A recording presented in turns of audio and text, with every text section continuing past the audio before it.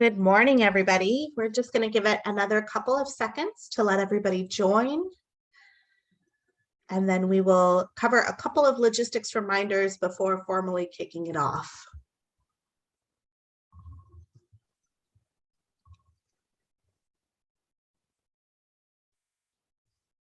Great. Thank you so much, Nancy. A couple of reminders. So this webinar is available both on telephone or on your computer, continuing to meet virtually through the end of the year. The live captioning and ASL interpretation is available. To enable live captioning, you'll want to hit the CC icon on your Zoom toolbar. And the meeting slides, transcript, and recording will be posted online. I think some of that content is already available, but certainly the recording is forthcoming. And I want to turn it over to Amanda to do roll call. Hi, good morning, everyone. Welcome to our fourth and final meeting of this advisory committee for 2021. I'm joined today by CDA staff, including, of course, Director Susan DeMorris, Carmen Gibbs, and Terry Shaw, who is the MPA consultant on our data dashboard for aging. Of course, I'm also joined by our equity committee leads. And instead of doing roll call today, I'd actually love it if everyone could just say hello in the chat. We have such a packed agenda, so much to talk about and go over today that I'd love it if you could just say hi, say where you're from, how you're doing today, and we will go ahead and move on. You can go ahead and flip through all of those roll call slides. So I'm going to pass it over to CDA Director Susan DeMorris for her opening remarks. Good morning, everyone. Thank you, Amanda and Maria and Pam, for making this meeting possible today, for all of the legwork that goes into an agenda like the one we have. I'm really looking forward to today's conversation and discussion and participation. So welcome to all of our advisory committee members, and thank you for your continued service this year. Incredible that there have been 4 meetings of this new group, and we really, really appreciate your contributions and participation. And in my new role, for those who don't know, I've replaced Kim McCoy-Wade, who we're so thrilled is now serving as the governor's senior advisor for aging, disability, and Alzheimer's. One of the goals of the master plan for aging that has been achieved beyond our wildest dreams to have Kim serving in that role. But I'm really looking forward in my new role to this group being a sounding board to really guide us in our internal work at the Department of Aging, as well as our external work with the Master Plan for Aging, various advisory groups, and our stakeholder engagement. So please be that guide for me and for the Department of Aging and for the California Health and Human Services Agency as we move into 2022. We're really looking forward to the year ahead. And with that, just thank you for being here. Welcome to everyone who is an official member and to all of the participants who are joining us by phone and by video. We're very glad you're here. And to everyone in the chat, thanks for weighing in. And we'll go ahead and move up. We see Maria's so great. She already moved to the next slide.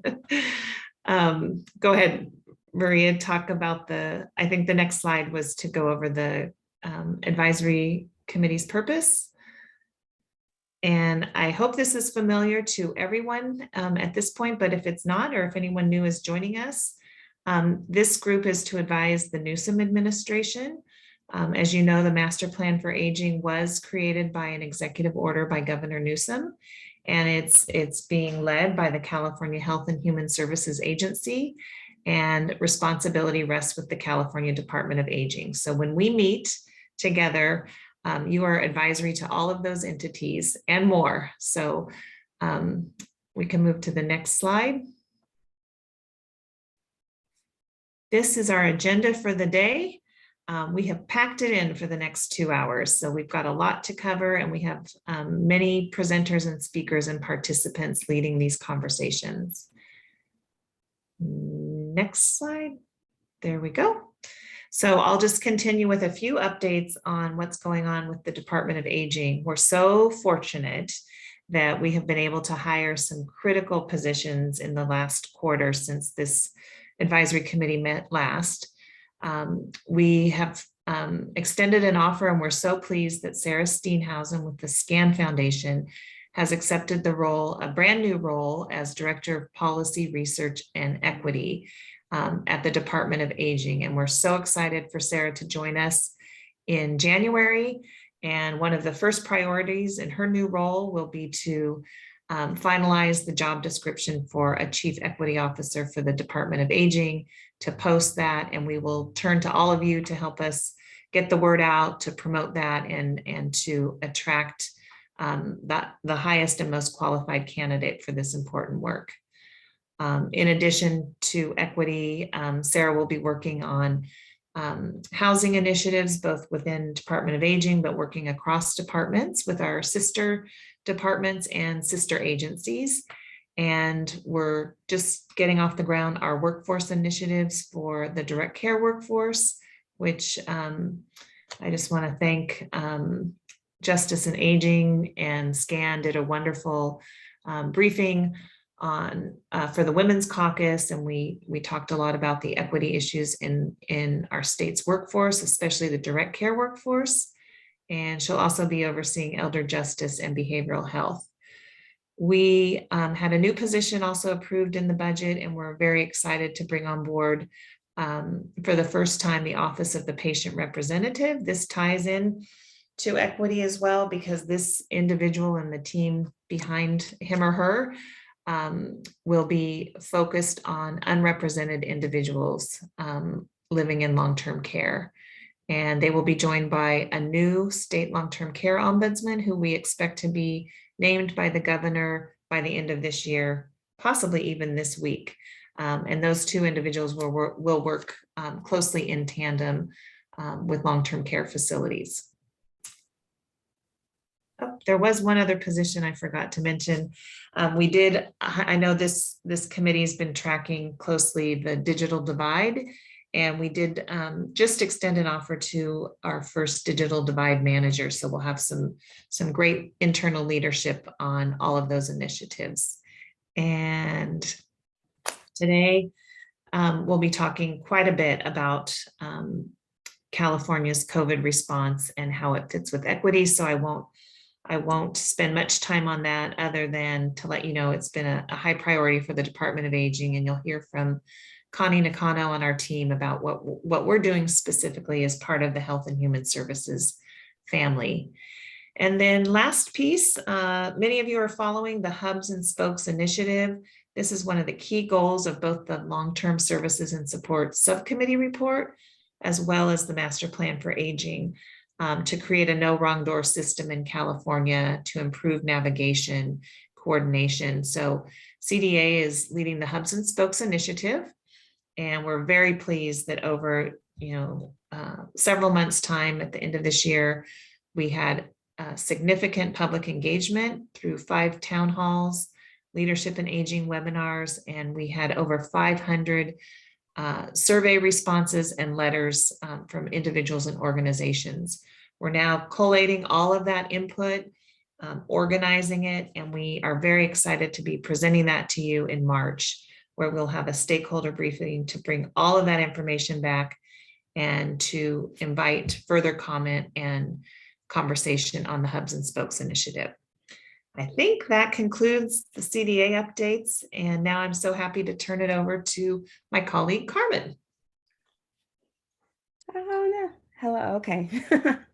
Thought I was having a technical glitch. Hi, everybody. It's wonderful to be here to give you an update on our internal CDA work called Courage. It's the capital cohort on race and equity.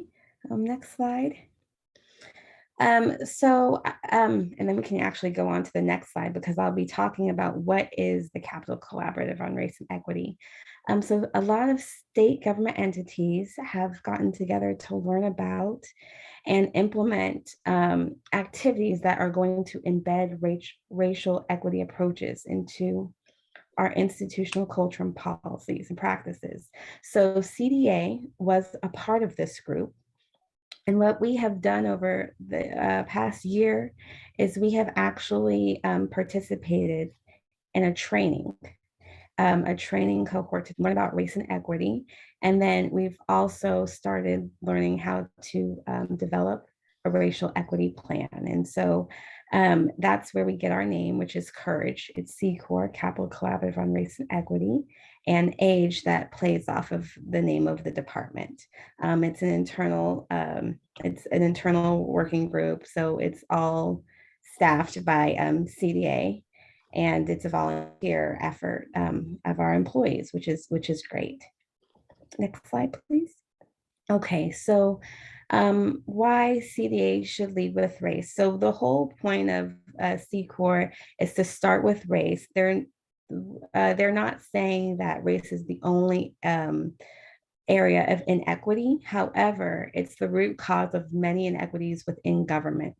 So what we're doing is we are focusing on that. And so hopefully, and through our racial equity plan, which I will get to, we will be able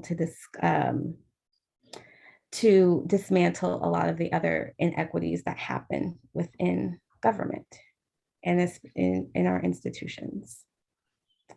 Next slide, please. So what we have been doing is, again, we've been going through a lot of training, learning about the history of racial inequities in government. We've been learning about racial equity tools, which I know this group knows a lot about. And also what we are doing now is we're developing a racial equity action plan. This is going to be an actual document that will help CDA put our theory of change into action and embed that racial equity into our work. Next slide. So this plan is not going to be the end of our work. We hope that it's going to be a very iterative process, that we will be able to, it will be a transformative document that will help inform our policies, our procedures, all our practices. And then we really want to use this plan to create and maintain accountability. And we hope to present it to you when it's been internally vetted and completed. So we just wanted to give you that heads up that we are working on a racial equity action plan, and look forward to presenting that to you in the new year. Thank you. Thank you, Carmen. Before we go into those MPA updates that I'd like to share with folks, I just want to ask any of the committee members if they have any questions for Susan or Carmen.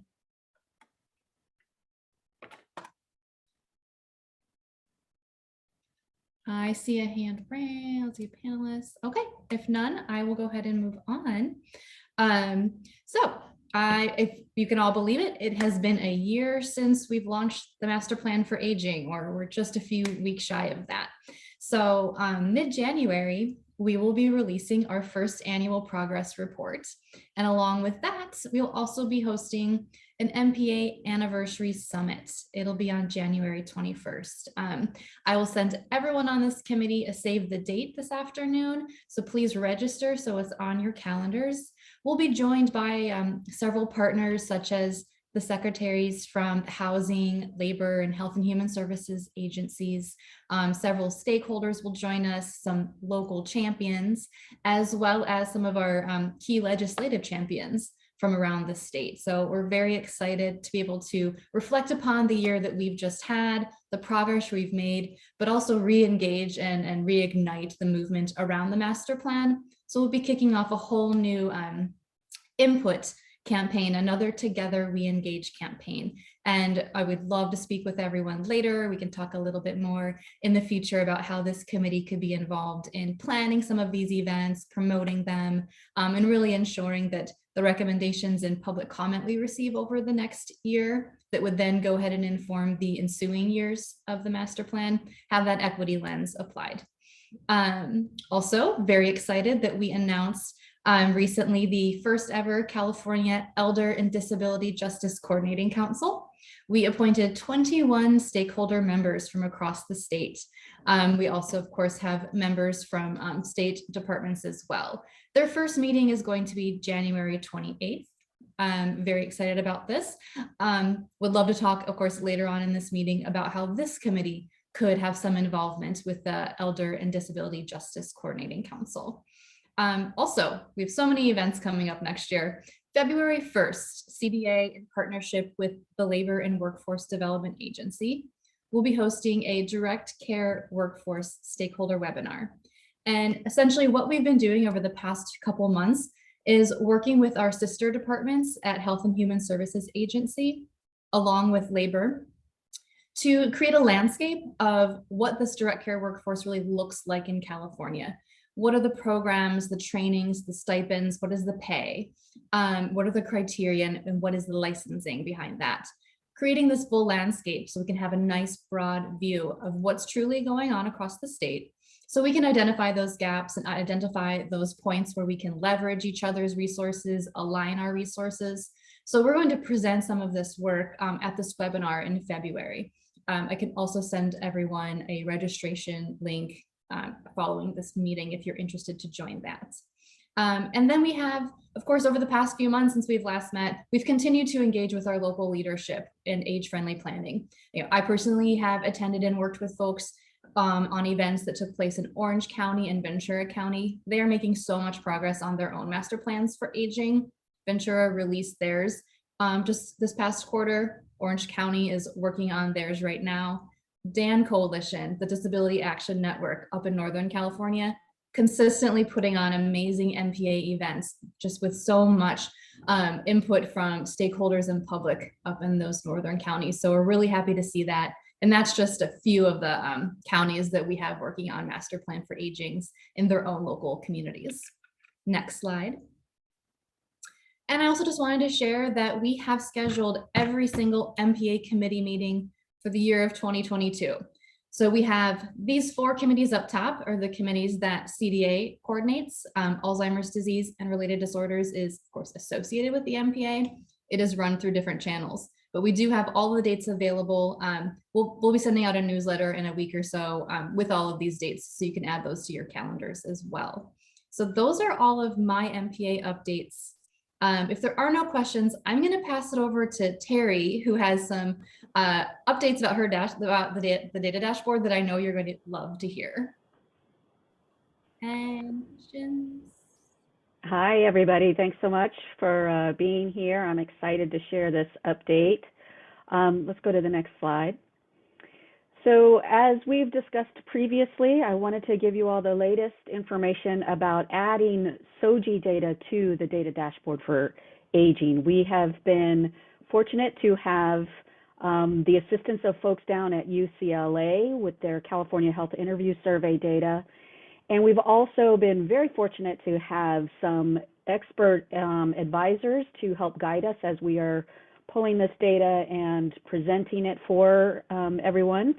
And in particular, I'd like to thank Marcy Edelman, who's on the line, for all of her assistance with others to help us put together this great array of data. So you can see here on this screen all of the different ways in which we are presenting data on sexual orientation and gender identity. And the limitation of the data, of course, is that in some cases, as we break the numbers down, they're very small, and so we do have to have some caveats around the data in terms of, in some cases, the numbers are so small that they need to be suppressed for privacy issues. And in other cases, the numbers are small enough that they're not statistically stable, and so we've noted that in the dashboard as well. So there are some limitations, but we're very pleased to be able to present the data that is available. So these are all the characteristics that you'll be able to see. If we go to the next slide, you can see that, again, these are data from the California Health Interview Survey, which is the data set that powers our entire demographic dashboard. So all of the demographics for older adults will be updated with the SOGI data.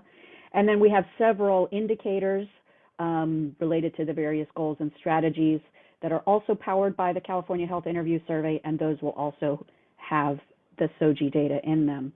So if we move to the next slide, I'll quickly show you an example. This is a draft.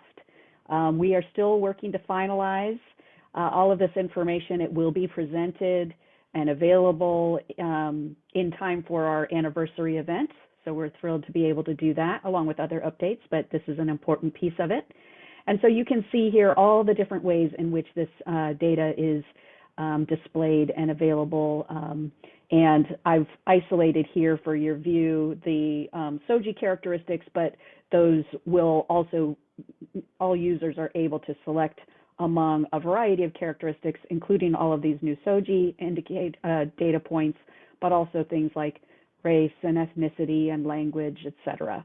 So hopefully this is a valuable tool for all of us as we move forward with our planning for MPA initiatives and also our monitoring of progress over time. Thank you very much, Terry. And Denny, we'll turn it over to you. Thank you. I actually had a question for Terry, if that's okay, if we can go back to that before we get to vaccines. Terry, I just wanted to say first, thank you so much for working on this. It's so important to see this type of data broken out for older adults in particular, and really focusing on that intersectionality. I'm wondering, as I'm thinking about future iterations of the dashboard, I would love to see information about access to services with respect to this type of information and how that breaks down. And I'm wondering if there are plans to be thinking about LTSS or HCBS with respect to this kind of information and where that might fit in the project. Absolutely. We are always looking for ways to improve upon the dashboard and add all the demographics as we can so that there are those abilities to really dig in on equity issues. However, we are, of course, limited by the data that is available. And so part of the policy landscape that we hope that this dashboard actually helps to spotlight is that we have a lot of places where data just simply isn't collected, or it isn't collected sufficiently to be able to be presented in a statistically valid manner. So we do have some limitations in the underlying data sources themselves. However, if you go back one slide, you can see one of the indicators that we do have available is usual source of care. So we have some beginnings of access to care measures in there that are broken down by the SOGI demographics. And again, we'll be looking to improve that as we can moving forward. Wonderful. If any other committee members have a quick question before we move on to our next agenda item. All right, thank you so much, Terry. And Denny, go ahead and take it away. All right, thank you. So I want to gear us up for a conversation that we have started before and that we're continuing today. Good morning, everyone. And I know I'm excited that we are almost 1 year into the master plan and all this great and important work. We're also, unfortunately, about 2 years into this pandemic, which has unfortunately a devastating impact on older adults, especially we've seen throughout in communities of color, which is why equity in a COVID-19 response is so important. And so we've started this conversation in previous meetings around vaccine equity and what that looks like and access for immigrant older adults and other populations. I'm really happy to be joined today and really to turn time over to both CDPH and CDA for a discussion on equity, vaccine and boosters and where we stand today. And I will say, we put this on the agenda well before Omicron even existed. And I am excited that we're getting this really important and timely information and again, continuing this conversation. So without further ado, I'm going to turn it over to Dr. Rohan from CDPH. Thank you so much, Denny. Thank you, Amanda. Thank you to our director, Susan, Connie from CDA, and all members of the public and stakeholders. My name is Rohan, my pronouns are he, him, and it's my honor to serve this administration and the people of California as a Deputy Director and Chief Equity Officer at the California Department of Public Health, where I lead the Office of Health Equity. We've been in partnership for a long time, and so I'm grateful for the invitation to share timely updates. Our agenda for about a 15-minute presentation is I'll take about 5 to 7 minutes and talk about equity goals and data and where we're at as a state in particular for our older adult population. And then Lily and Lindsay from our team will talk about long-term care facility vaccination efforts in more detail. Michelle Yoon will be filling in for Sonia Harris to talk about our outreach, education, and appointment assistance work. And really, we want 10 minutes at the end to learn from all of you and have a discussion around strategies to overcome access barriers and to better reach community living older adults in particular. So we will start by giving a high overview around our equity goals for the fall, which we call a sprint within a broader marathon. As Denny mentioned, this has been going on for a long time. We really wanted to leave no community behind and have all Californians, no matter their age, their race, their place, or their insurance type, to get to 75%. We still don't have a true definition of herd immunity with new variants and different reproductive rates, but 75% is an important statewide target for everyone to get to. So we focused this fall in particular on all races and ethnicities, and we've made progress in narrowing gaps, but we're going to continue those goals into 2022. Now, we know you can't just look by race, you also have to look by place and by insurance type and overlay multiple variables. And so we've made tremendous progress through the Healthy Places Index to focus on our communities and zip codes and neighborhoods that have worse health conditions. And we've narrowed that gap between the healthiest zip codes, quartile 4, and the least healthy zip codes, quartile 1. Starting out in May of this year, that gap was 24%, and we've cut it in half, down to about 13%. So not quite to single digits. We have ambitious goals, but we are making great progress, and we're working more closely with Department of Healthcare Services and Medi-Cal Managed Care Plans. I just came from our first ever joint webinar where we had all 61 local health jurisdictions and all the 25 plus Medi-Cal Managed Care Plans to collaborate, align, and share strategies, because we know more than place and more than race, actually insurance type has the largest inequity of up to 40% difference based on if you're a Medi-Cal member and have particular plans. So we, again, want to leave no California behind. Next slide. This is how we've done so far towards our equity goals. And before you look into these details, I just want to start high level talking about California as a whole. We are a nationwide leader when it comes to equity, and it shows in the results. So we don't have a common denominator to compare with other states because California uses the Healthy Places Index and the rest of the nation uses the Center for Disease Control SVI, or Social Vulnerabilities Index. But when you do use that, we can see that California, compared to the 10 largest, most populous states, is in the top 3 for Black, Latinx, and whites in California. And so while that's great that we're a nationwide leader when it comes to equity, it's not good enough for us. We don't want to leave any community behind, and we're going to dive deeper into all subpopulations. We have the lowest COVID-19 per capita death rate of large states in the nation. And when it comes to schools, we're doing amazing. 12% of the student body population of the nation and less than 0.5% of school closures. So when you compare nationwide, we're doing great, but we have a wide, diverse state with many counties, many rural areas, and many subpopulations, which is why we wanted more specific goals for our state. So on the left, you see our goal number 1 by race.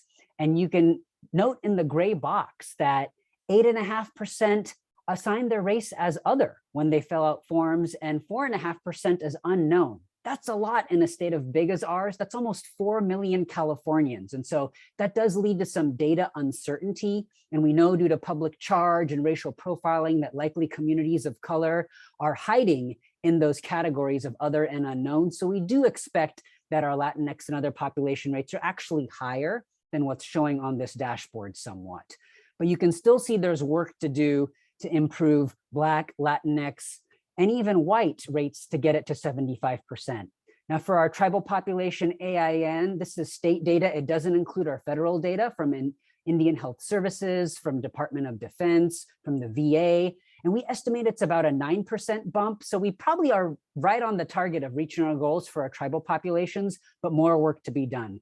And of course, for our Native Hawaiian Pacific Islander, a lot of data cleanup that we'll be working on in early next year, and also trying to figure out some creative strategies to impute data to figure out what's hiding in those other and unknown categories. So progress, but more work to be done on the race front.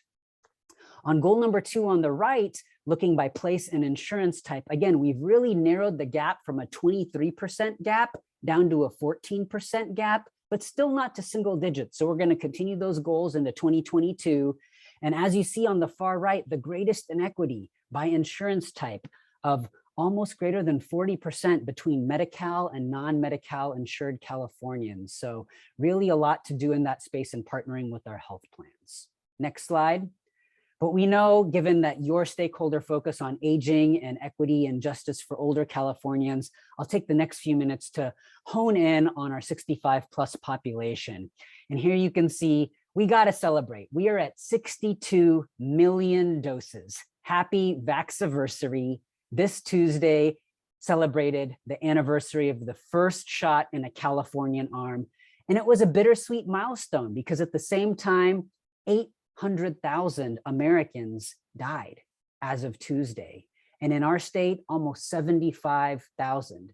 That's about 1 in 535 Californians. So it's a time of celebration and a time of mourning, particularly for the older adults that we've lost. And I'll talk a little bit about Omicron, but the main tagline is that 2 shots is no longer enough.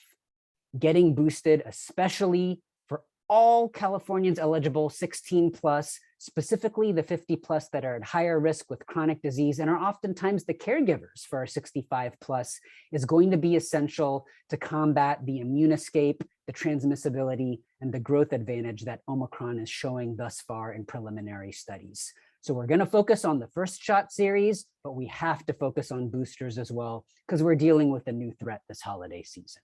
So how are we doing for our 65+ population? Great compared to the rest of the nation, but that's not good enough. 87% having received at least their first dose for the 65+ population. Boosters, again, ahead of the nation, but a lot of work to do. Next slide. And again, focusing on age and place really matters from an equity perspective. And we're doing better thanks to all of our partnerships with you for our 65+ population. I mentioned that our overall inequity by place in the Healthy Places Index is 14% between Q1 and Q4. Well, for our older adults, it's actually 6%. So we're doing better than other age groups for our older adults when it comes to place. When it comes to boosters, again, work to do for our lower income communities of color and our least healthy neighborhoods and zip codes, with an 18% gap between the healthiest and the least healthy zip codes in California for older adults and boosters. Next slide. We're hoping to be able to share age and race specific data publicly on our dashboards in the next quarter. And thanks for all of your requests to keep putting this information out.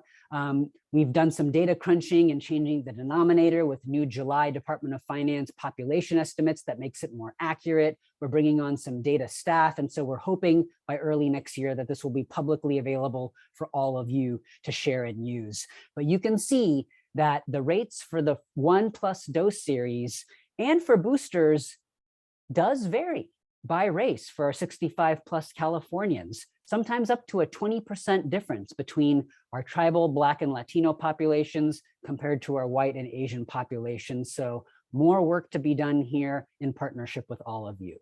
Next slide. How are 65+ populations getting their vaccinations? Well, pharmacies are a growing partner in this field. And for this slide, long-term care settings are being included in the pharmacy bucket. 35% of where doses are being administered, 27% in medical practices, and 19% in public health facilities. And so the landscape does change based on ages, but just so you have a sense of where and how older adults are getting their vaccinations. Next slide. So this is really the message to everyone this holiday season is we are families, and my protection protects you, your protection protects me when it comes to masking, testing, vaccine, and boosting. And so this is an all-in approach this holiday season, as we know everyone is excited to gather with their loved ones. But the risk is so much greater for the unvaccinated. To get COVID, 7 times greater, to be hospitalized, 12 times greater, and to die, 13 times greater. We are concerned that hospitals in certain regions are reaching capacity and reaching their tipping point at 80% capacity, some with ICU beds at 90% capacity. Since Thanksgiving, with more gatherings, cases are up 47%. Hospitalizations are up 14%. And we expect a winter surge, both from Delta and from Omicron. To protect and preserve hospital capacity, that's why this Wednesday we implemented a statewide indoor public setting mask mandate. Certain counties already had it, but we had to set a higher floor for the entire state because we know it works in those public settings. And so with higher risk comes the need for higher protection in the forms of mitigation measures like masking and boosting our immune system with fresh neutralizing antibodies because Omicron is in our state. Several counties were testing at multiple international airports, we're testing in groundwater sewage, and we're seeing it, and it's going to increase. We know it's likely to outcompete Delta moving into next month, and all the more reason to not just push the message of vaxxing, but boosting as well. So I'm going to summarize by sharing really this work is about partnership, and we've been trying to work with long-term care facilities. These slides are publicly available, and there's a hyperlink to our toolkit. We have a state assistance form to request more assistance. We continue to look forward to our partnership with the Department of Aging. And we do provide in-home vaccination and transportation services as well. As of last week, 15,000 doses have been administered through that in-home vaccination and transportation assistance option that's available on myturn.ca.gov or in our hotline listed there with over 250 languages. And we've put out work in partnership with Cal OES around how to address access and functional needs at various vaccination sites. So I'm going to pass it over now to our long-term care facility partners to go into a little more detail and look forward to our conversation afterwards. Thank you. Off to Lily.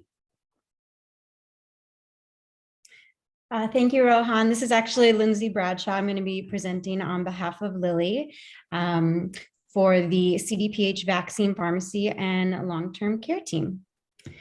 So to begin, our team's goal is to ensure that long-term care facilities, LTCFs, have access to COVID-19 vaccine, including booster doses. With the rapid spread of the Omicron variant, booster doses are especially urgent for residents of long-term care facilities who are at high risk of severe disease. Recent CDC data shows that COVID-19 case rates are rising in nursing facilities, but booster uptake has been low. Only 47% of California nursing home residents have received a booster dose. As we work to improve access to COVID-19 vaccine and LTCFs, we're collaborating very closely with many incredible partners, including the local health departments and state licensing agencies, including Department of Social Services, DSS. We are working with the state's public COVID call center as a powerful and fast phone outreach tool. And our pharmacy partners include both long-term care pharmacies and retail pharmacies, and they are assisting with everything from providing recommended COVID-19 and flu vaccines in retail stores to providing vaccination clinics for individual facilities on site as needed. The CDC is also, of course, assisting in this effort. The blue arrows at the bottom of the screen outline the phases of work in achieving this goal. In order to understand the needs of LTCFs, there's been extensive phone and email outreach to survey the needs of facilities in accessing COVID-19 vaccine. And we've also assessed the resources available at state and local levels, as well as what resources are available through pharmacies. And together with the partners listed above, we are now linking facilities in need with resources to achieve the ultimate goal of vaccine access for this population. Next slide, please. To dive a bit deeper into how we're providing this outreach and assistance, we are engaging in active, tailored outreach to LTCFs. As facility response rates to emails were low, we focused on phone outreach. Our pharmacy team has provided over 300 phone calls to LTCFs, focusing on residential care facilities for the elderly, which often have memory care units and are some of the facilities at higher risk and more vulnerable to COVID-19 outbreaks. And we've also used the public COVID call center to reach out to thousands more adult residential facilities. As our team in the call center team connects with these facilities, we're surveying them for their vaccination needs, especially needs related to residents with mobility challenges, as this may indicate a need for on-site vaccination services. Beyond the surveying element, a main focus of these outreaches is to actively provide vaccine resources by giving facilities the LTCF COVID-19 vaccine toolkit. And this toolkit includes comprehensive information on local pharmacy options, as well as LHD, state, and CDC resources. The toolkit also includes a state assistance request form that facilities can fill out if they feel they've exhausted the resources listed in the toolkit. The form then comes directly to our CDPH LTCF pharmacy team, and we assist the facilities with customized connection to vaccine resources. And next slide, please. In order to support LTCF education and resources, our team is co-presenting on LTCF partner calls and sharing staff and patient education resources, which we've linked here on this slide. We would greatly appreciate your help in sharing any and all of these resources with your members. And we would appreciate your help in stressing the importance of COVID-19 boosters to your members and partners. And now I will turn it over to my colleague, Claire Matsushita of DSS for the last slide. Thank you, Lindsay. This is actually Stacy Barlow. I'm presenting for Claire. She wasn't able to make it this morning. So I'm one of the assistant program administrators for the adult and senior care program at Community Care Licensing. And the data that I'm sharing is we send out surveys to all of our facilities, residential care facilities for the elderly, as well as our adult residential facilities. And so this data is based on our facilities that do respond to us and provide the information. So we have, based on our data, an 88% resident vaccination rate and an 86% staff fully vaccinated rate, which is excellent. We work hand in hand with Department of Public Health, and we do a lot of outreach to our facilities. We work with the local public health, trying to get the education that we need to facilities that we are aware, and specifically counties that need more assistance with the vaccinations. We recently worked with Department of Public Health on a mobile vaccination pilot in the Sacramento area, and it was very successful. So we hope that will be expanded for our facilities. Of course, we're having a lot of staffing issues, so it is very helpful to be able to have those vaccine clinics go directly to our facilities. We do a lot of outreach, a lot of calls to our facilities, as well as providing any information that we can obtain from public health or CDC on the information that we can provide that will help anyone that is hesitant for vaccination to become vaccinated.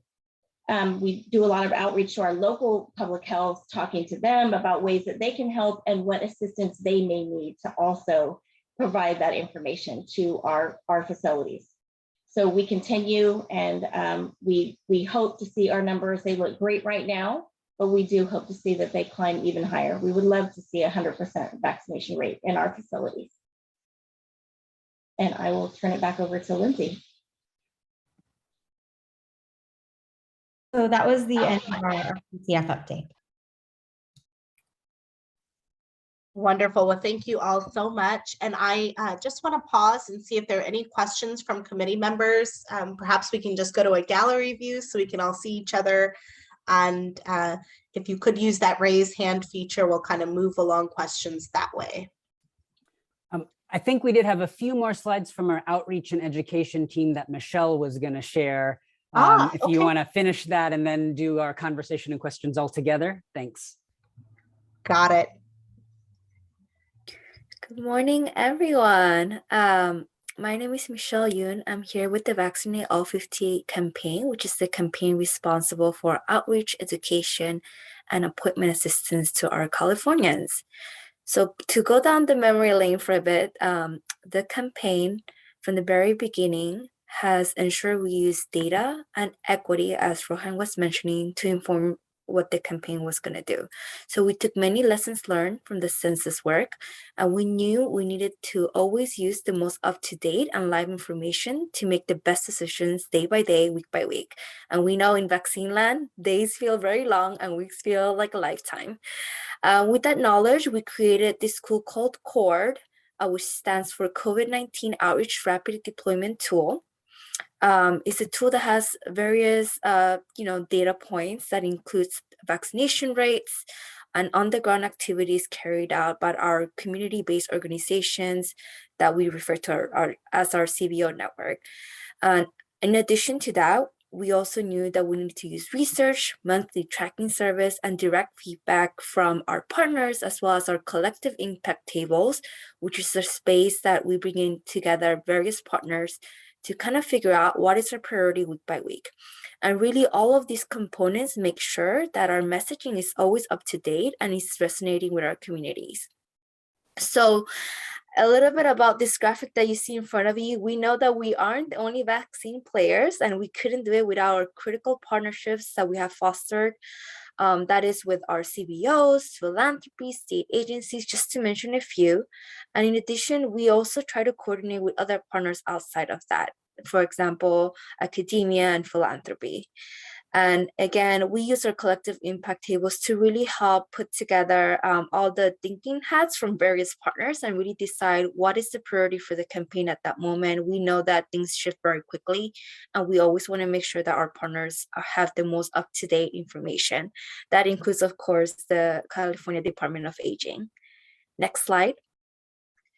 So what the campaign has been focusing on is to really simplify the messaging. We know that constantly things are changing, and we want to make sure that there's no confusion for our Californians. So what that means is that we are really focusing on a whole household model to encourage that everyone in the household gets vaccinated. We know that the safest way for us to get through the holidays and through this surge is to make sure that every single person that is eligible gets vaccinated. What that means is that we want to make sure that people who haven't gotten any shots do get their, get started on their journey and make that decision to get the first shot and finish their series.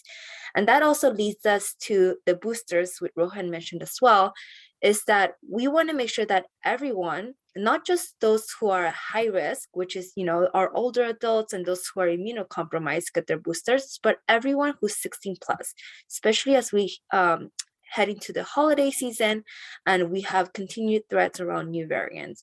And as many of you may know, as of last week, 16 and 17-year-olds can and are also recommended to get their booster 6 months after their second dose. And last but not least, also a group that is more newly eligible is our kids 5 to 11, which we can't forget about. We want to make sure that our kids are healthy, and a misconception is that COVID doesn't affect it, but we do know that vaccination against COVID is the best way to keep everyone safe and protected. Next slide. So I won't go too much into detail because there's a lot here, but just wanted to bring up a few of our campaign highlights, again, with the partnership of state agencies and others. More recently, we are celebrating one of our week of actions this week. So for this week, we are issuing over 1 million postcards with booster reminders and other key resources to our older Californians through our partnerships with CDA and other groups. Next slide. We know that messaging is as important as who the messenger is. So we always partner with trusted messengers. That includes a variety of individuals. So, we work through our community-based organizations, through our ethnic media outlets, through our faith leaders, through our medical professionals, and many more. We know that this is all hands on deck to make sure that Californians get vaccinated. And, for some, it might be their family member, their friend, and others, it might be doctors or, their favorite media outlets such as Univision or Telemundo. And the last slide is, when we think about trusted messenger, we really see you all as trusted messengers as well, right? So we really lean on everyone to help us amplify our messaging and really compel Californians into action. So we have a lot of resources available for everyone, especially I know the Ltcf mentioned their toolkit. We also have various toolkits available for everyone that includes talking points, fact sheets, infographics, social graphics, videos, and more in various languages. Again, with equity at the forefront, we wanted to make sure that our messaging and the look and feel of everything that the campaign produced represented the communities that we work with. So please go check the toolkit out. There's a lot of great things that we encourage folks to share on social media, through emails, and if you ever have questions about the toolkit, we always welcome feedback. So you can email us at va58@cdph.ca.gov, and we'll make sure that we're always being responsive to the public. So thank you so much, and that is all. Thank you, Michelle, and apologies, I didn't mean to cut you off there. So I think we're going to turn to discussion now. So thank you so much. And Nancy, if we can go to gallery mode, and we'll just look at our committee members to see if there are questions or comments that they would like to elevate. Donna has a question. Rigo, I see you right there. Okay, go ahead. Yes, this is Rigo Saborio with St. Barnabas in Los Angeles. I want to commend you for all your efforts and to really appreciate all you're doing. It's a very comprehensive approach. And I really appreciate hearing sort of the process and what you've been doing and carrying out in your efforts to reduce the gap of those getting the vaccination versus not. But my question is, can you give us a little bit more of insight in terms of lessons learned? Are there any particular strategies and or tactics that are working better than others for the various communities in general, but then also specific to any one or the other, and also any barriers that we can glean from, so that we can start to think about being even more targeted in our approach? That's a huge question, Rigo, and I'd really turn it to the audience. We are here to hear from you. What are the existing barriers, and what are you seeing on the ground that's helping communities overcome those barriers, whether they're access related or trust related? We have a huge diverse state, as I mentioned, by place, race, age, insurance type. And we continue to do formative research and focus groups, oversampling communities of color, those with other languages in rural areas. As Michelle mentioned, every week updating our messages with those real-time tools, because the ecosystem is changing, the narrative is changing. As I said, 2 shots is no longer enough. That's a new message that people weren't ready for last month. And so we need to be nimble and keep learning and innovating. But I don't want to tell you what we've learned. I want to hear from you what we're missing and how we can further overcome those barriers. But happy to even dive in more specifically if anyone has a particular population we want to hone in on. All right, thank you very much. And Donna. Hi, first of all, I want to thank you for such a thoughtful approach to the community. I particularly like the household approach. I think that this really helps for ethnic households, because we tend to do things as a family. And so I really appreciate that. And I think this is something that we could model in other approaches when we're trying to get things to families, and how we might approach social services is look at it as a family system. So I really, really appreciate that. And I think this is going to be particularly helpful for our family caregivers, because they they're caring for somebody and they tend to want to take the person with them so that they can reduce trips. So I think this is also going to help family caregivers, in particular the unpaid family caregiver. So thank you very much. I can't give you any feedback about missing communities at this point. I haven't gotten it, and these are like new messages, but we'll put it out. And if I get something, we'll gladly give you back examples of how it's working in our communities. Thank you. Thank you, Donna. And Denny, I see you have your hand up as well. So. Great. Let me first start off by thanking you for this great presentation. I know we waited a while for it since we only meet quarterly, so it was totally worth the wait. And I also wanted to thank you for working so hard on the race and age data, because that is, I think, so critical in understanding a more complete picture of how COVID is impacting our communities. As usual, I have a lot of questions and I'm going to force myself to prioritize them for purposes of time. I'm wondering, so specifically in the nursing facility context, we've seen across the country, but also across the state that the levels of residents and staff being boosted varies widely from facility to facility. And I know in LA County in particular, I've seen that they've had some really great success in getting residents boosted, significant percentages higher than the state average. And I'm wondering if you have any insight into what's working well in LA and how we can replicate that in other counties. And then my comment really, since you're also here to learn about barriers, our conversations with community-based organizations continues to repeat many of the same themes around barriers that we saw in the spring. And in particular, issues around linguistic access, issues around in-home vaccinations. And I know that we've set up better systems for those people in those particular circumstances, but I think what it comes down to is that trusted messenger piece.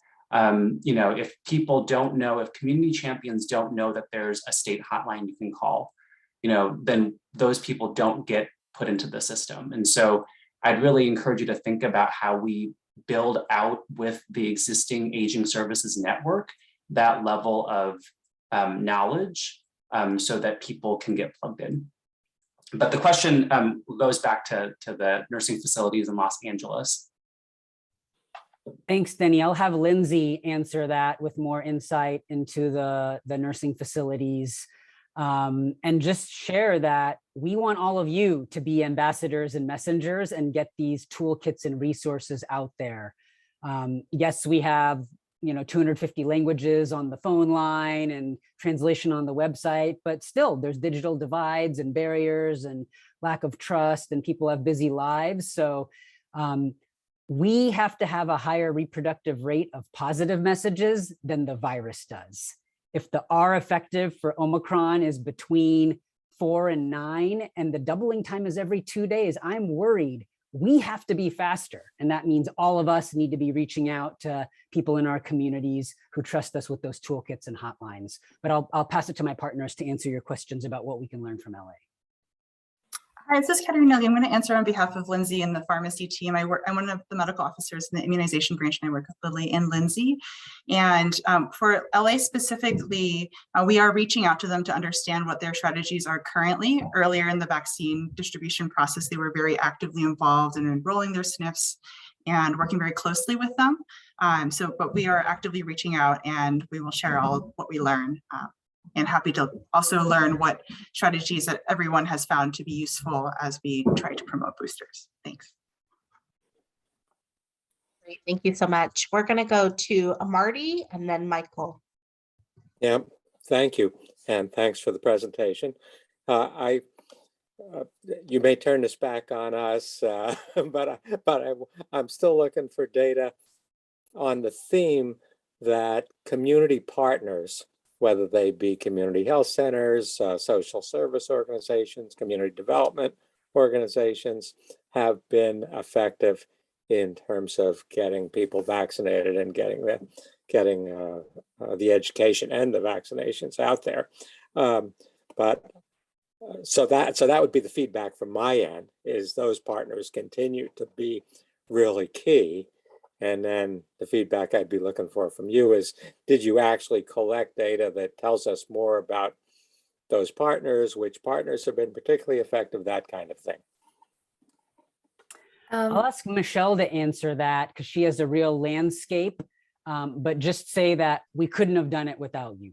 Maybe the state alone could have got to 60%, but without trusted messengers and wide partners on the ground, we couldn't have got to 70 and 80%.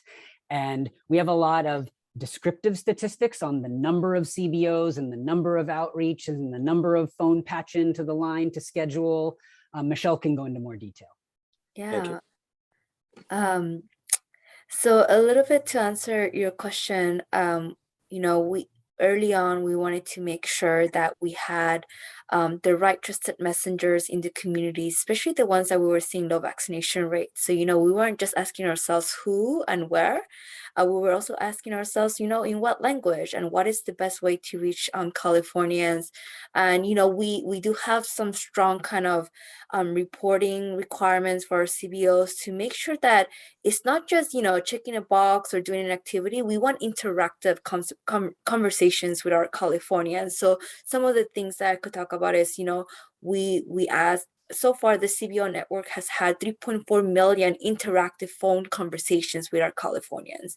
We have, helped schedule 1.1 million appointments through either My Turn or through a referral. So there's some key things that we want to make sure that, we are being effective, and we're looking to partner with CBOs that can't really, now that it's getting harder and harder to, even get a few vaccinated, we really want to make sure that our CBOs are from the community, look like the community, can speak their language, and really are trusted. Many of our partners have a long history in those communities. So really leaning on them. And I know for we call it the 1.1 network, we had over 160 partners. Now we're slowly ramping up a few additional ones for this, the next 6 months as the campaign continues. And really, we look forward to working with these CBOs and making sure that we have the right composition in the right regions to get more people vaccinated. So thank you for your question, Marty. Thank you. Wonderful. And Michael, we'll give you the last word. I know, Marielle, you have your hand up, but I encourage you to engage in the chat just for the sake of time. We kind of need to move on to our next agenda item. So Michael, go ahead and take it away. Thanks so much, and thanks for this presentation. I'll keep it very brief. We were thankful to be able to partner with you all in some teletown halls to continue to get the word out. Some of the feedback that we received actually is even more frequency, so that can be an offline conversation. And understanding that hearing from experts, medical community is really critical. I'm stating the obvious with this group, but just wanted to say thank you for today's information and data, and happy to discuss some options afterwards. Great. I just want to draw attention to Marty Amoto's comment in the chat and the experience. So glad, Marty, you and the person you're caring for had a favorable experience at your pharmacy down the street, and that they captured race data in a respectful and comprehensive way. Really glad to hear that. And I just wanted to end with one key message. It's an acronym, GUTSY. This holiday time, we got to go all out. We want to gather. We're going to gather. We're going to be with our loved ones, but we need to upgrade. And so that means getting vaxxed and boosted with waning immunity to protect against Omicron. U is for upgrading our masking. Maybe a cloth one's not enough. Go to a paper surgical or N95 if you're in higher risk environments. Make sure it's well fitted, and have to do it in all indoor public spaces until January 15th, no matter what business or county you're in. T for testing if you're traveling, if you have symptoms, or if you're in a high risk encounter. S, staying home if you're sick, and I, improving indoor ventilation. So we need to bring back some of the older mitigation measures, because this is a higher risk time, particularly to preserve hospital capacity, not just for COVID, but for non-COVID causes. We need those hospital and ICU beds for heart conditions and car accidents and other things that we know increase during the winter season. So I'm always available for ongoing questions. Amanda, Susan, or Denny, if you want to send them to us if we didn't have time to reach things. And we really want to keep learning from you so we can keep innovating for the emerging needs. Thank you so much. Thank you so much to everybody at CDPH for that wonderful presentation. And I do want to turn it over to Connie Nakano, who's going to walk us through sort of CDA strategy around vaccine outreach. Good morning, everyone. I'm Connie Nakano. And I'll walk you through what some of our vaccine outreach campaign components are that Department of Aging has been executing. So we've started the campaign, I believe it was since, I think March was when we first started it. It continues with the same platforms. We're utilizing paid and earned media channels. Those include using broadcast radio, broadcast TV, direct mail, and also some online advertising. And we particularly targeted broadcast radio and broadcast TV because we do understand with the digital divide, there are a lot of older adults or adults that live more in the rural areas that may not have access to technology and internet. And also we worked on ethnic media partnerships and advertorials as well. Next slide. Here's just a little snapshot of some of the stuff that we've done with our ethnic media advertising. What we've done is we work really closely with our ethnic media partners in identifying real people in their communities that have gotten vaccinations and also gotten the boosters, and just sharing their story out. And we've gotten it translated into various languages. So it's in English, you'll see that we have it in Chinese, Korean, Vietnamese, and I believe we also have it in other papers. There's the Black newspaper, there's the tribal papers, there's the Hispanic newspapers. So statewide, we've got a pretty comprehensive ethnic advertising campaign that's featuring these stories. Next slide. And then also Michelle mentioned a little bit that there's 1 million direct mail postcards that are being dropped. These postcards, we've worked really closely with public health in identifying the zip codes that were registering low in vaccination and booster take-up, and also register high in terms of population of 65 plus older adults. So there's 2 different direct mail campaigns being dropped. So one is being directly mailed to the households.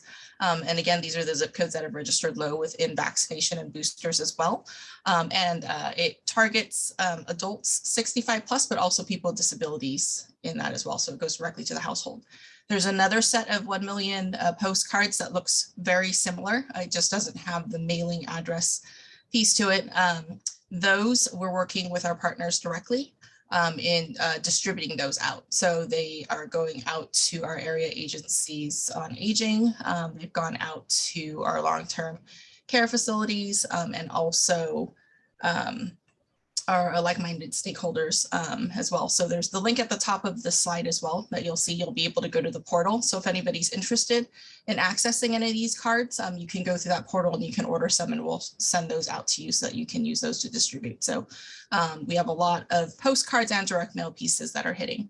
In addition to that, we've got a lot of our media that is still ongoing. Again, the broadcast TV and the radio spots are ongoing through the end of the year, and we're looking at extending the campaign through the spring as well. A lot of that creative is specific to older adults. So we've used all the same messaging that we work with public health, but we've just made some tweaks where it's a little bit more age-friendly messaging in terms of the images so that they resonate more with that population. And it's a little bit more micro-targeted with how we're targeting the campaign. So that's just the campaign in a snapshot. So happy to answer any questions if anyone has any questions about our outreach efforts. Thank you, Connie. Let's give it a couple of seconds. Looks like Denny, you have a question. Let me put a spotlight on you. Thank you. Thank you, Connie. So I had a question. This kind of picks up on the point I was trying to make earlier around trusted messengers. And I feel like, in the aging services world, there are so many trusted messengers for whom like this information is absolutely critical. So I'm thinking about, Dr. Rohan said earlier around the gap with respect to insurance, and particularly around Medi-Cal beneficiaries. So, how are we getting this information out to the waiver programs, the case managers for those waiver programs? I'm thinking about MSSP and Cbss. I'm thinking about, even through like through AAAs and the senior centers like, St. Barnabas, even the transportation, the Meals on Wheels drivers, right? Like, are we really reaching those people? Because I think for a lot of older adults, it's great if you have a hotline, it's great if you see something in the paper, but it's going to take that one-on-one connection to someone they know and someone they trust and someone they quite frankly see regularly to be able to make that connection. So I'm just wondering if we're getting it out at that level. I know, you all are working closely with folks who are part of that network, but I think it comes down to those sort of individual touches. Yeah, that's a great question, Denny. And we are working with folks at that level. We are still in the beginning stages of getting the distribution cards out. So when we talk about, there's two different pieces. So there's the piece that they get directly to their household. And then there's the piece that we're working with, like you mentioned, through like our Cbss centers, through the AAAs, through the Meals on Wheels, where those are the different sets of postcards that we're sending to them that don't require postage, but those are things that we want them to slip into, each meal that they deliver or each client that they see. So we are working on that as well, but we are in the beginning stages of the distribution. All right, thank you very much, Connie and Denny. And it looks like Derek, you have a hand as well. So we'll add a spotlight and we can close it out there.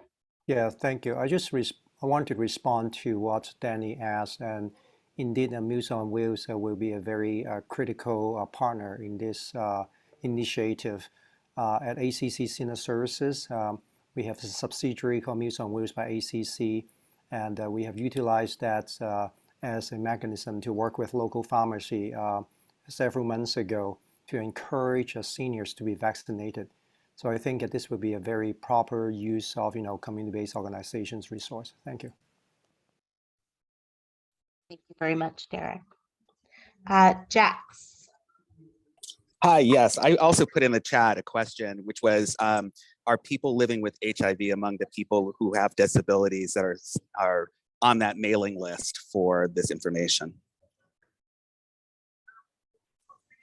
It would depend on whether or not they registered as a person with disability. And when we get the list, they actually come from Equifax data.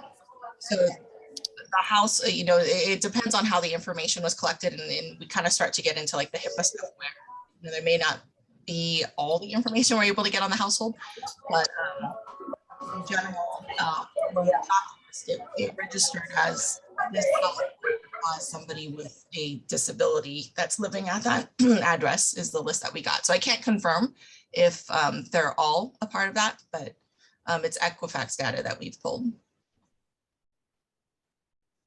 Thank you, Connie. And I think we'll move on to our next agenda item. So Michael, if you want to take over and introduce our next set of speakers, that would be great. Sure, thanks so much. As we pivot now to our housing equity discussion, as you see in the agenda, focusing on goal 1 around more housing options, and goal 5 around the extremely important issue as well in California, ending homelessness for older adults. So I'd like to turn it over now to Erica Gonzalez, California Business Consumer Services and Housing Agency. I'll have Erica do her presentation and then follow up with any questions. Erica? Hi, good morning. Thank you for having me here today. My name is Erica Gonzalez, and I'm the newly appointed Deputy Secretary for Equity and Strategic Initiatives for the Business Consumer Services and Housing Agency. And it's the first time our agency has this role. Within my role, I will be responsible for developing and implementing agency's efforts on diversity, equity, and inclusion across all our departments, and also coordinating our strategic initiatives.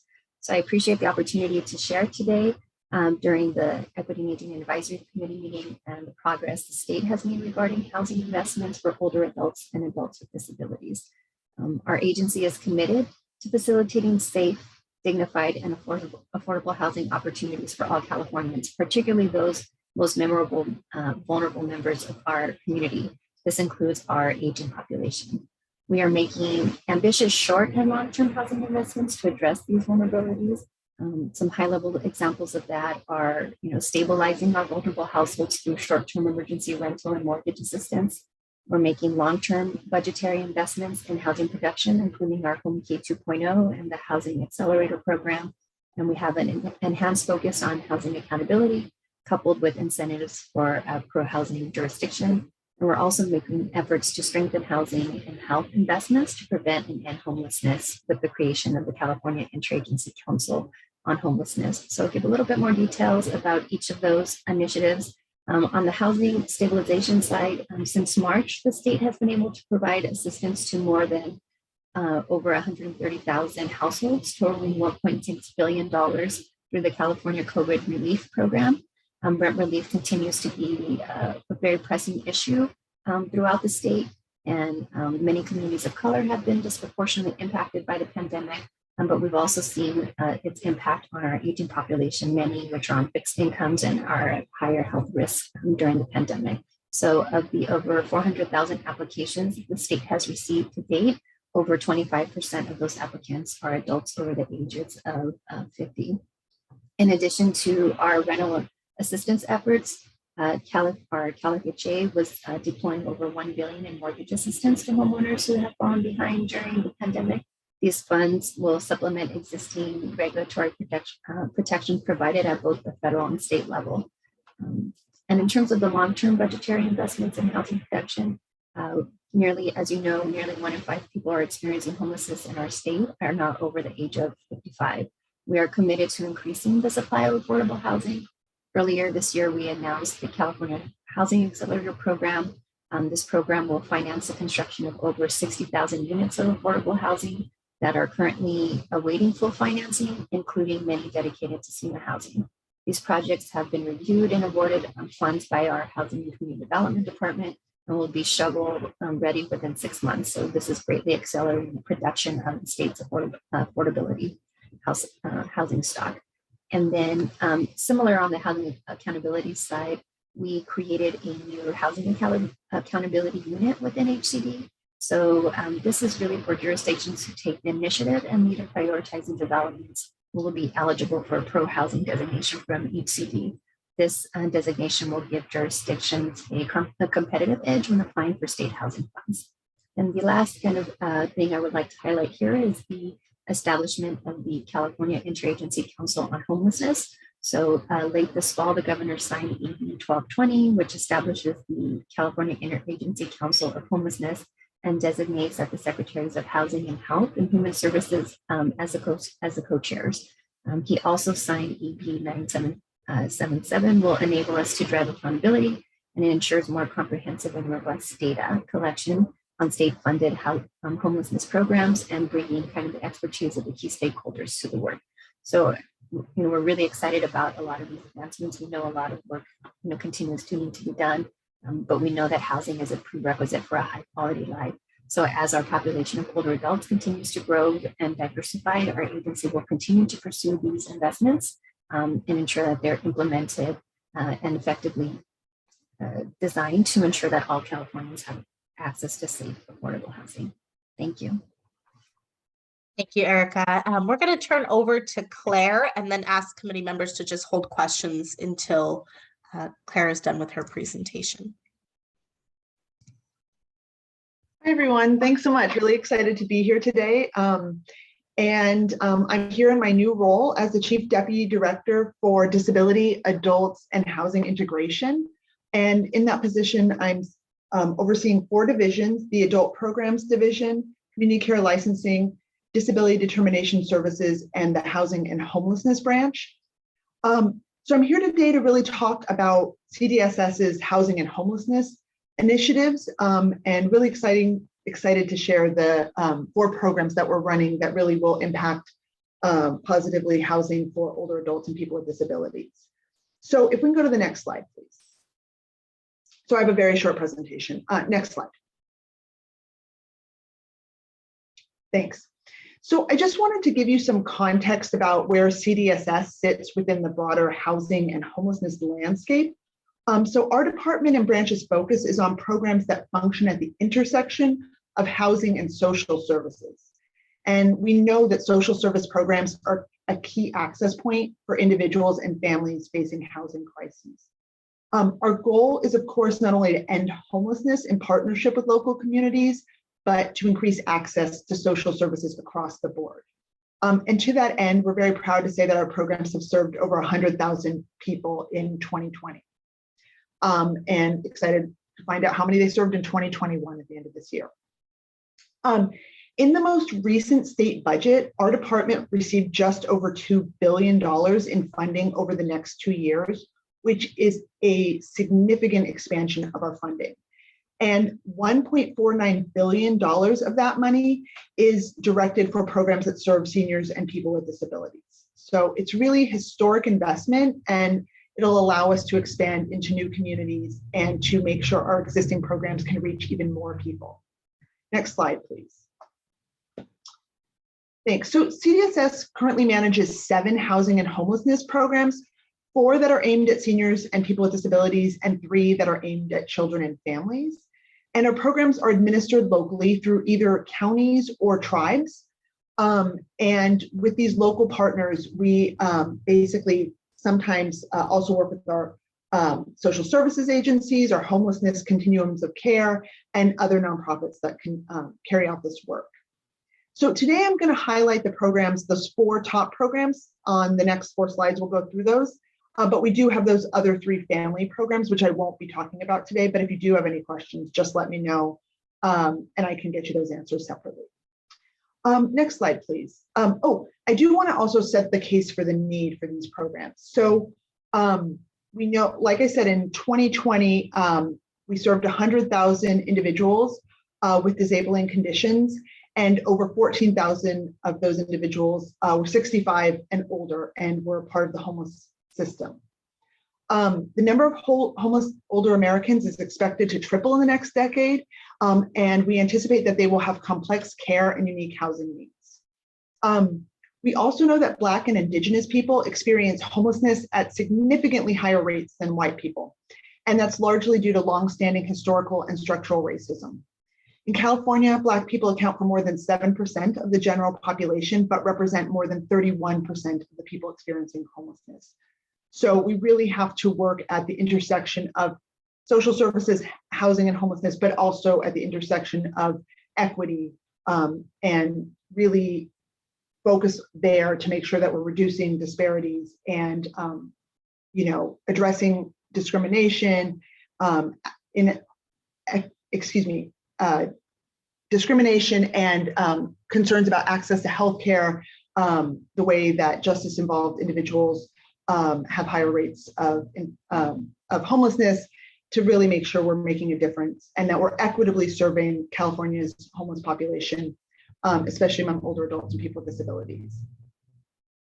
And so, as you all know, I think that the CDSS work is contributing to the Master Plan for Aging goals by connecting seniors who are experiencing or at risk of homelessness to the appropriate housing supports and services to fit their unique needs. And I'll tell you about what some of those services are as we go through our next slides. So first, I want to talk to you about the Housing and Disability Advocacy Program, which we also refer to as Hdap. This is a program that assists people experiencing or at risk of homelessness and helps them stabilize in housing while also advocating for disability benefits, including SSI. So this program has not only permanently housed over 1,900 people, including many who are chronically homeless, but has also had a 78% success rate in approvals for SSI, which is well above the national average. So we can see how much successful advocacy contributes to successful applications for SSI. In addition to the ongoing $25 million that we have appropriated for this program, Hdap also received an additional $300 million over the course of the next 2 years. And our match requirements were waived for these additional one-time funds. So right now we have 46 counties participating and 2 tribal agencies, and we're hoping with this new infusion of funds and the waiver of the match requirements that we're going to have new grantees on board soon. And so Hdap can support a number of different efforts to end or prevent homelessness, including outreach, connection to disability benefits advocacy, and housing-related case management. So we can use those services to identify and secure new housing, and we can use those for supports such as housing stabilization services, rental assistance, rental back pay, security deposits, or moving assistance. And with the additional one-time funds, which are match exempt, our existing grantees can expand these services to reach more eligible participants. But as I said, we're also hoping new people and new counties will sign up. And we did release an all county welfare directors letter in September with more information about this program. Next slide, please. So next we have our Home Safe program, which provides homelessness assistance and prevention services for adult protective services clients or those in the process of APS intake. So APS clients will now be considered eligible if they are 60 and over, and that's a new change starting in the new year. Right now it is 65 and older, or you're a dependent adult between 19 and 59 starting next year, but right now through 64. HomeSafe has received an additional one-time investment of $92.5 million, and we're expecting a similar amount next fiscal years. And these funds are also match exempt. HomeSafe can offer participants case management to help them reach housing stability, housing navigation to identify and secure new units, housing stabilization services, and connections to longer-term care when needed, as well as direct financial assistance such as rental assistance, rental back pay, or modifications to make the home accessible. So far, we've already been able to serve 2,200 people in 25 counties.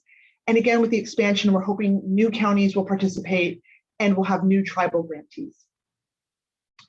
We really see this as a key program for providing much needed housing supports for seniors in crisis. And we released a county welfare director's letter in October about this program, and that's available on our website. Our next program is our Project Room Key, which I'm sure many of you are familiar with. It was actually a first of its kind program to provide non-congregate shelter for those experiencing homelessness in the face of the COVID-19 pandemic, and is actually housed over 48,000 people to date. This model paved the way for the massively successful Project Home Key, which HCD Housing and Community Development is operating. And that the Home Key will actually purchase and refurbish the hotels, motels, and other structures to create permanent housing. But we continue to have funding in this budget year of $150 million, one-time funding to continue Project Room Key. And so this means that people will continue to live safely in non-congregate shelters as the pandemic continues. We actually already distributed those funds in September of this year. And my last slide on our programs is about the community care expansion. And this is our newest program, and we're in the process of ramping this up. So we are calling this CCE. So CCE will fund the acquisition, construction, or rehabilitation of adult and senior care facilities in support of older adults and people with disabilities that are homeless or at risk of homelessness. The number of SSI, SSP recipients residing in residential care facilities for the elderly and in adult residential facilities has decreased significantly, and we expect that it's going to continue to decline over time. So to sort of stem that tide of decreased availability, we are really trying to use these residential settings now as an important part of our housing continuum for seniors and people with disabilities, including individuals with behavioral health conditions who have no alternative housing options to meet their level of care needs and are likely to become homeless if these settings are no longer available. So to this end, we have $805 million to invest in this program over the next several years. And we're right in the process right now of creating our request for applications, our RFA. We anticipate it's going to be released in early 2022. And we are working jointly with DHCS because they also have a large infrastructure program that they're setting up called the Behavioral Health, and now I'm going to forget it, it's BSIP, and I'm forgetting what the acronym stands for, Behavioral Health. If one of my partners online knows what this is, I'll get it for you guys in a second. I'm sorry, I don't remember. We did have a listening session in November on CCE, but you're also welcome to give us additional feedback at the email address here. Next slide, please. So the last thing I just want to touch on really, given this is the Equity and Aging Advisory Committee, is really our goals to enhance equity.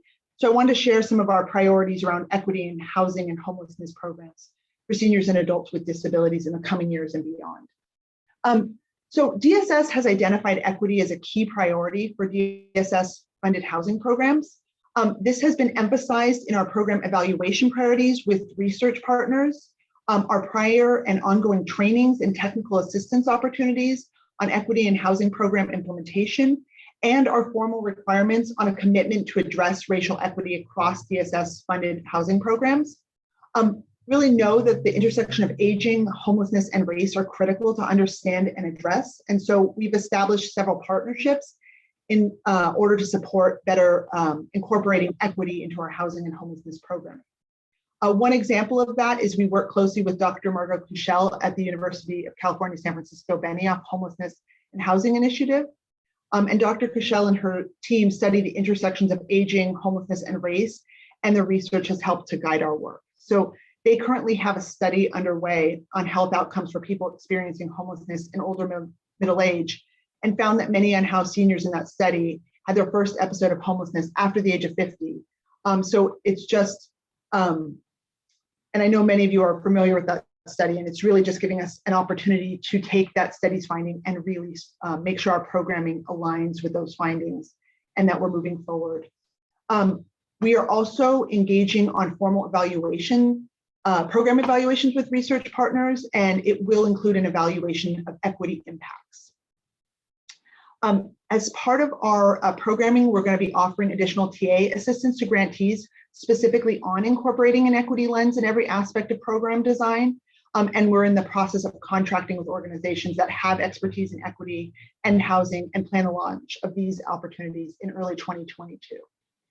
So those are some of the things we're really excited about here at CDSS, and we look forward to continuing to work together. And if you have additional questions that I can't answer today, we also have our housing@dss.ca.gov, and that's a manned email account that you can definitely ask additional questions. So thanks for having me today. Thank you, Claire. It does look like we have a couple of committee members with their hands up. I'm going to urge committee members to keep it as short as possible, as we are behind schedule. And I know, Claire, you've got to hop off as well. So Marty, go ahead. Yeah, thanks, Scott. Claire, great to see you in your new role. Could you speak, maybe you did and I missed it, but could you say a little more about how these housing programs interact with home and community-based service programs, waiver programs, how well you guys are coordinated? I certainly hear locally down in Alameda County here that the home key people are trying to figure out how to use some of the aging and DHCS related programs. Are you guys working on that? Can you say more or say a little bit? Yeah, say it again, at least. Thank you. No, I mean, I didn't say it a lot, but I think the expectation is that localities are thinking across the continuum of social services and how they intersect with their housing and homelessness programs. And one of those social services is home and community-based services. So certainly I know certain localities are really thinking about the way that in-home supportive services connects in with their housing approach. As you said, other communities have looked at waiver programs and what the possibilities are there. We are working in collaboration with our other HHS programs, including Department of Aging, including DHCS, to make sure that we're thinking across departments about how our programs work together. But I think there's always more to do, and we know that this is hard and a complicated intersection at times, and that for a lot of places it's new. So one thing too, if people are finding things that work and things that are working in their community, sharing that up with us is super helpful so that we can make sure that other counties can use that learning. And our Housing and Homelessness Bureau is also having like inter-county conversations so that those learnings can be shared directly. And if there are other things we could be doing to incentivize that or to make those things work better, we're really open to figuring out what those are and how we can make that happen. Thanks, Claire. Thanks, Marty. Nice to see you too. Yeah. Anybody else have questions for Claire or Erica? Okay, Denny. Great. Good to see you again, Claire. I'm wondering if you can talk a little bit. I was really happy to hear about all the new funding that's coming down for all these programs, which is incredibly exciting, a wonderful opportunity to me, the way I think about it is these are deeply embedded structural issues that one-time large amounts of money will help with, but unfortunately not fix. So can you say a little more about like the long-term plan when this one-time funding kind of evaporates? What's left in terms of a longer-term strategy to be really thinking about housing and older adults? Well, I think two things. I think one, it's hard to promise, from my role, what could be on the table sort of in the next budget year and beyond. We can't get out ahead of where the governor is and where the state is. But one of the things I think that people have been very thoughtful about in this funding is it is one time, but a lot of it is spread over multiple years. And I think what that's really giving us the opportunity to do is to make sure that we're thoughtfully spending the money, that people actually have the time and ability to spend it in service to the population, and that we have time to learn from what's working and what's not working, and time to think about how we don't end up creating big cliffs at the end of the funding, where things just all of a sudden, everything was rolling and all of a sudden there's nothing. So I think, one of the things is it will be really important to hear from you and all of our stakeholders about like what is working, what is worth continuing, what maybe needs revising, and really hearing from the communities that are impacted. Where are we being successful? Where is more programming needed? Where do we need to continue things? Was that enough of that? So really being thoughtful about how we extend programs or think about how to use money over time. So I know that's sort of, it'd be nice to say there's definitely going to be money in the future, but I think, at minimum, we're very cognizant of not creating cliffs and not leaving people in the lurch if programming ends. All right. Thank you, Denny, and thank you, Claire. I think we will turn it over to our next agenda item. Again, big thank you to Claire and Erica for your presentations. Those were great. Rigo, I'm hoping that you can kind of lead us through this hot topics discussion. Sure, it'd be my pleasure, and good to see you as well, Claire, and thank you for that presentation. We've had a great session today, and we've had some really good updates, particularly around some what we consider hot topics, right? Vaccines and housing.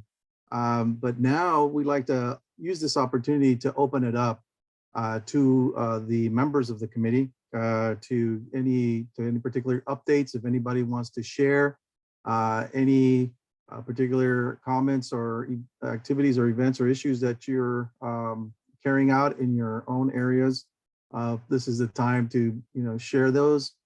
We also would be interested in hearing from you suggestions for any future agenda items for this for our meetings in the coming year. So I'd like to open it up to anyone who would like to share any thoughts, perspectives, or updates from their areas. It's like Here we Marty. go. Yes. Sorry. Thanks, Rigo, and sorry to talk a lot here. I just, it maybe got inferred during the data discussion part, but I think we want to concentrate as we go forward on how CalAIM is rolling out and what the equity data and metrics are as we see CalAIM roll out, whether it be ECM, LOS, other aspects of CalAIM. I hope as an equity group in aging, we can help highlight the need to have that data be put forward. Thank you.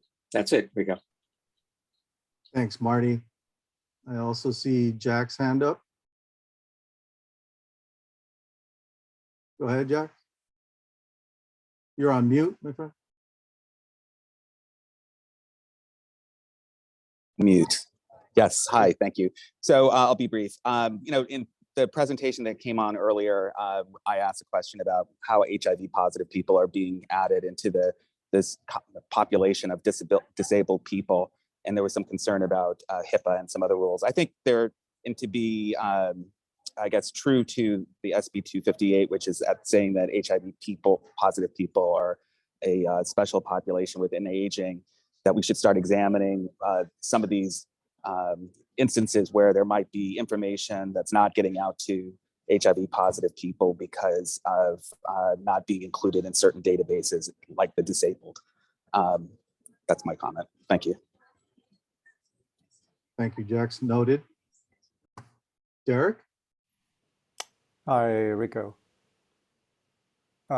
With the Omicron variant and some other unknown mutations, that may happen, I think it's very important for this group to continue stay on the topic of COVID vaccination.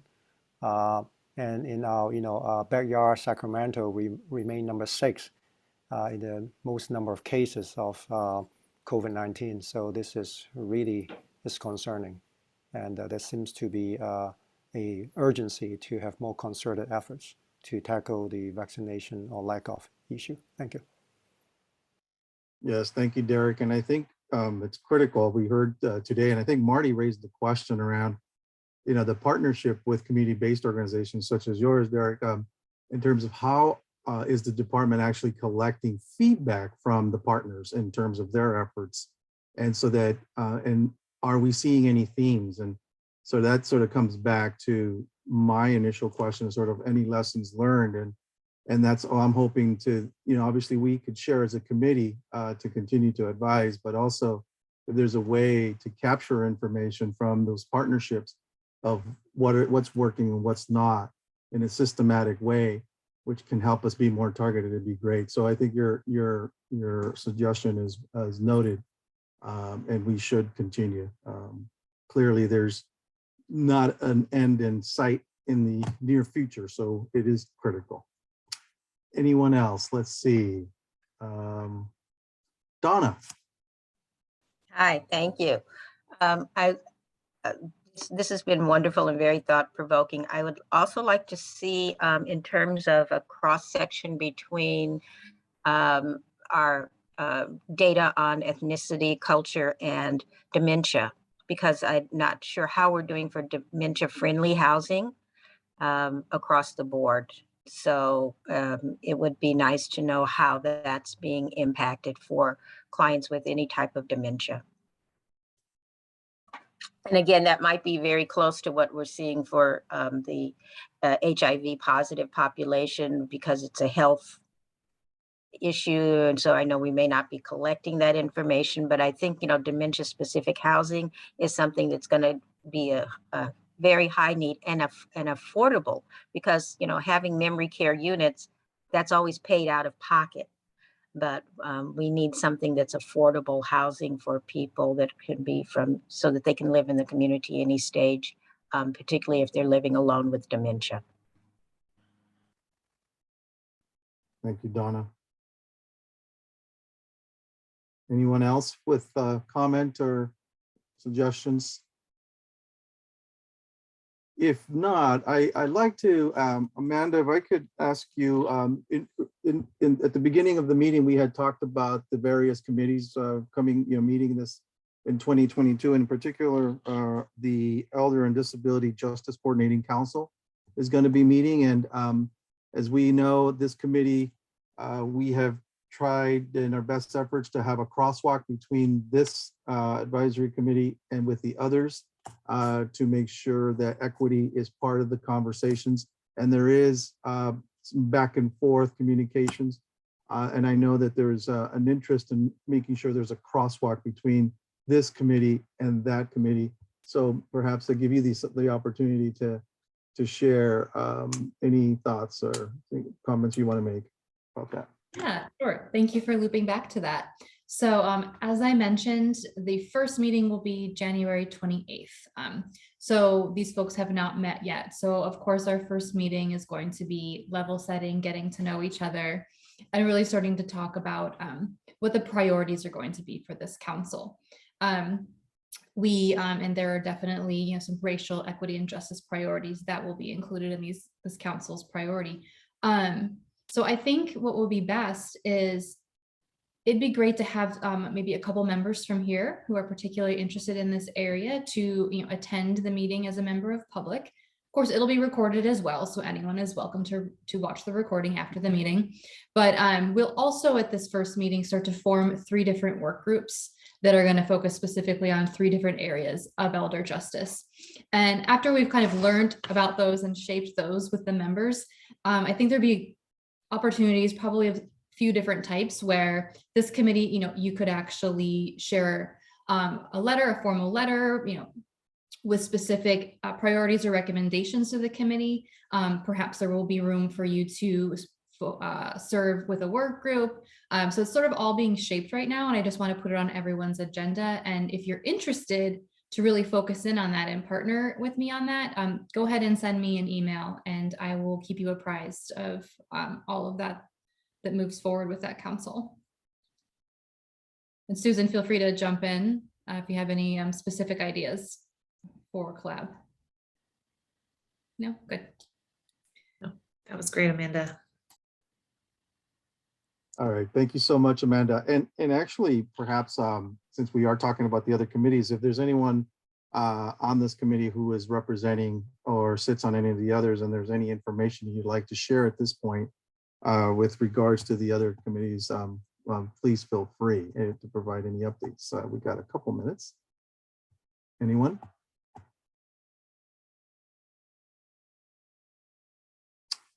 All right, hearing none, I think I'm just going to add one more, just something to keep also on the agenda for or on the radar of this committee, which is the digital divide. I know we're really thrilled to hear that there's a manager in the digital divide now within CDA, and so and as we've heard, I think there's the whole issue of the digital literacy transcends the various topics that we've discussed, and the ability of access really speaks to the ability to navigate and utilize technology. So really interested in continuing to have that as part of our discussion with this committee as it impacts through the lens of equity as well. So with that, I think I'm going to turn it back over. Thank you, Rigo. Thank you so much. And we will move to public comment. We've got about 10 minutes of public comment available. I know we've have about 3 people with their hands up, so we'll turn to you and unmute your line to hear from you. Those who put their questions or comments into the Q&A know those are on public record. We may not be able to get to them, but they have been entered in. All right, so Yulia. Good morning, almost afternoon, everybody. I appreciate all of the information and the time. So my question, the first question was when we were talking about the COVID vaccination outreach for everybody. So I live in Butte County, and there is still a strong pushback from a lot of individuals of not wanting to get vaccinated. So my question is, as we're crafting messaging up and down the state with different cultural groups and different languages, do we have any messaging that those of us who are also sharing information that is specific message coming from somebody who lives in a rural community advising fellow rural community members to get vaccinated so that they see and hear someone who looks and sounds like them telling them you should get vaccinated?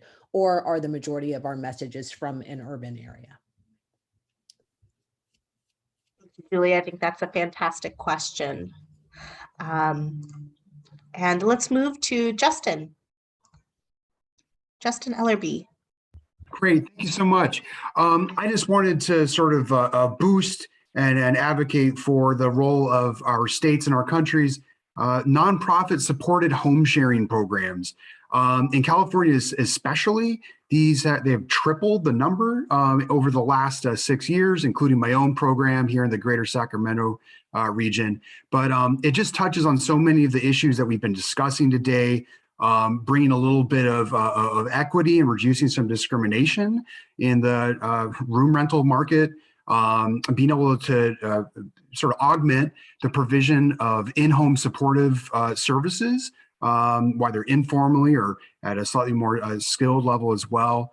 And of course, just making the best use of the housing stock for our seniors that we possibly can, both on the side of opening up rooms that have never been opened up before, that folks won't open up on their own, for the side of the folks that are looking for those rooms, but then also keeping people in their homes that they have, whether they're owned or rented, by adding to their rental income, the in-home services, and also just the companionship and the psychological relief from 2 devastating years of COVID isolation. So I'd encourage folks to go to the National Shared Housing Resource Center website that I linked in the Q&A to find what your local program might be. You can also certainly go to homeshareamericanriver.org and contact me. I'm happy to talk with folks about the sector and connect you to the very experienced leaders who have been doing this for over 40 years. Thank you. Thank you very much, Justin. We'll move to Priscilla. Hi, good afternoon, everyone. My name is Priscilla. I am from Fine Food Banks, the programs manager. I am looking to advocate for a program that we are currently kickstarting in January. It's the CSFP program, Commodity Supplemental Food Program. This house serves the senior community within the Riverside, San Bernardino County by providing them with a free food package once per month. That's something we're currently working and partnering with other program sites within our community. And I'd just like to advocate and inform everyone that is something that we're currently working on. If you're interested or would like to gather more information or just to learn more about the program, you're more than welcome to contact me. My name is Priscilla, again, the programs manager. I'll put my information in the chat. And again, we're looking to serve our senior community by relieving hunger. So thank you for this opportunity to advocate. Thank you very much. And we'll go to our next individual, D. Griggs Murphy.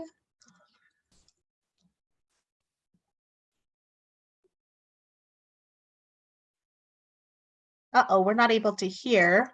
It looks like you are unmuted, but your sound is not coming through.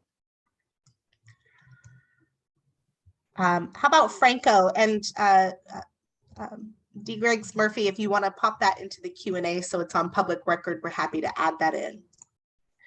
Franco? Yes, hello, can you hear me? Yes.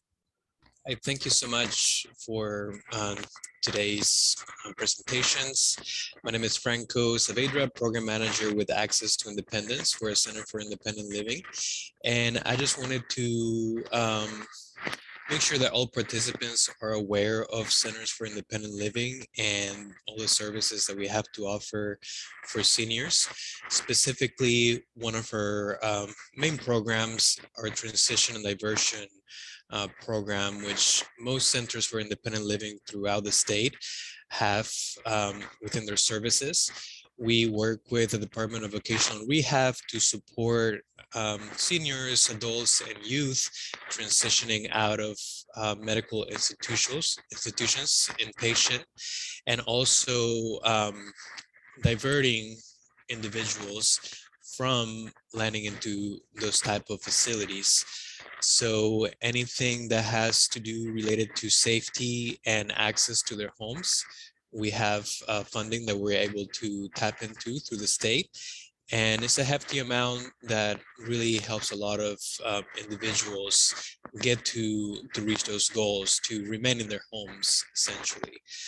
So thank you for the opportunity to share that. Again, we're Center for Independent Living, enacted by the Rehabilitation Act.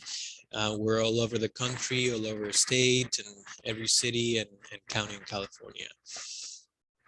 Thank you very much. Anybody else have a comment? Wonderful. Well, we do have quite a few that were submitted in the Q&A. I just want to highlight again that those are going into the public record. We won't go through and read all of them now. I think we'll turn it over to Director DeMorris to close us out with final thoughts and next steps.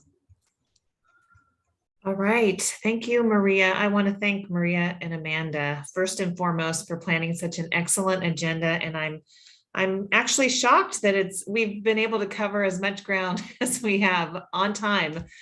So thank you all for abiding by the time restrictions that we found. I also want to thank our 2 ASL interpreters, especially Zach and Pam, for covering today's meeting. And I want to give a special shout out to Denny, who's been dogged on the vaccine issue, and keep it going, Denny. Thank you. We thank you for bringing this to today's agenda, and I think it was a really good conversation, and to see engagement by CDPH, CDA, and Department of Social Services. And I appreciated the suggestions that we heard that we can take back. So my closing message is, as we all move into 2022 and we celebrate the 1-year anniversary of the master plan in January, it doesn't mean we're done. It means we're just getting started. So you know best. And the way we're going to continue that work into year 2 is through the stakeholder groups that have been established, and this being a most critical one. So I want to especially thank all of you for your service this year, for participating in the 4 meetings, encourage you to participate in all of the meetings next year, and to remind you that you don't have to wait between meetings. If you have a thought or an idea or a question between the quarterly meetings, please send them to Amanda or me. If you have ideas for our next agenda, potential speakers, please share those topics. We really want this to be a two-way communication. You're advisory, so we want to hear from you as much as you hear from us. So please engage between meetings as well as at the meetings. Our next meeting is March 16th for this group. So we look forward to seeing you all there, but you also are all invited to the 1-year celebration and the public hearing on the master plan in January. So there will be lots of opportunities for you to be involved and engaged as public members, as committee members, as individuals, and through your organizations.